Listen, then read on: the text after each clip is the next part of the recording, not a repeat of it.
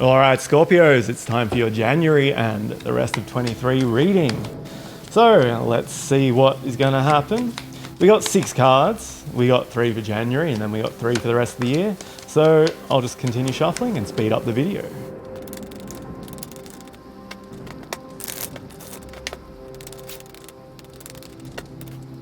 All right, let's see what the cards are going to show up. All right, let's see what's happening in January first. So, Major Cups. Looks like you're going to get a message this month in regards to, say, a love in your life or a potential new love. So, firstly, single people. This can be someone trying to reflame something. It's probably possibly someone from the past who wants to get back with you. They could be messaging here. Also, it can be someone new who wants to go for you. There's a sign that if you're on like the old online dating, I feel like there could be a fair few good matches for you this month. And you could be getting messages like that. But for the former things, if this is someone you already know, the message is going to be quite emotional. They're going to reveal some of their emotions, and it's going to kind of stir up a lot of emotions in you. And I'm not sure if you want this or not. But if you do, think about whether they are actually a good influence on your life. Like, if you're dwelling on this person from the past, then there's a good chance that it didn't work out in the past, and try and remember that. If it's someone new that's messaging you, if you're getting new matches or something like that, then this is a great sign. Like, just go with it. It's the start of the year, it's time for new opportunities, so take those opportunities when they show up. For those of you who are in a relationship, I think the relationship could kind of like get a lot more loving soon. This person's probably, if they've been having trouble expressing their love for you lately, then they're going to find a way to actually express that for you this month.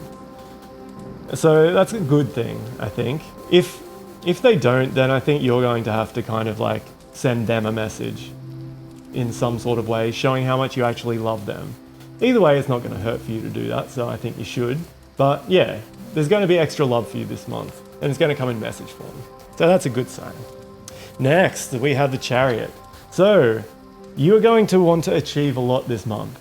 And this is a sign that anything you want to do is achievable, but it's going to take a lot of effort.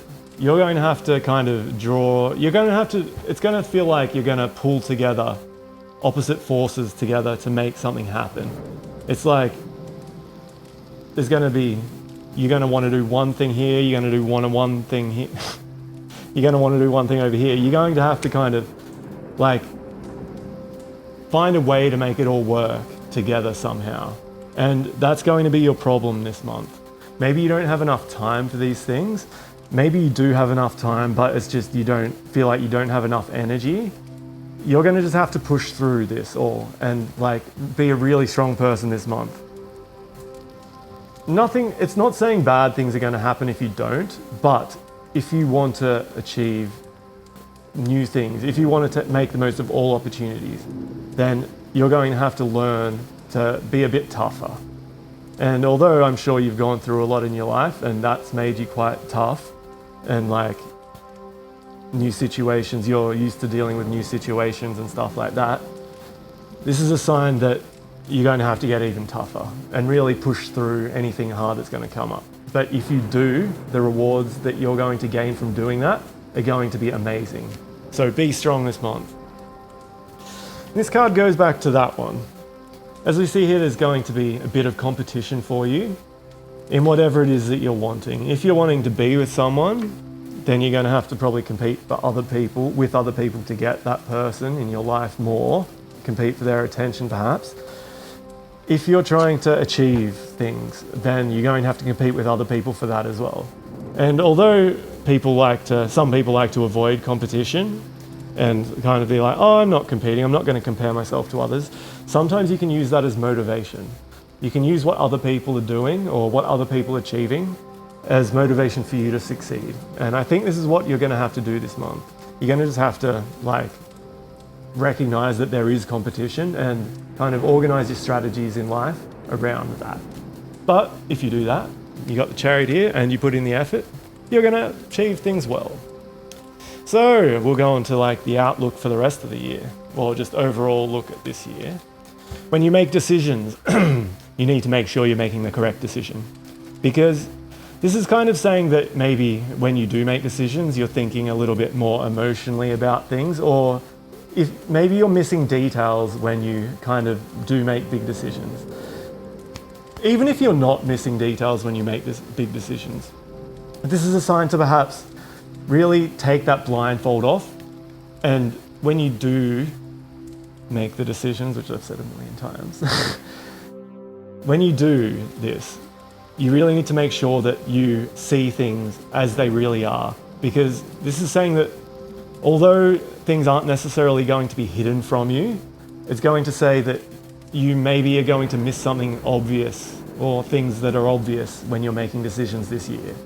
And it's not hard if you just put in a little bit of extra effort every time you're going to make a big decision, even if you don't feel like it.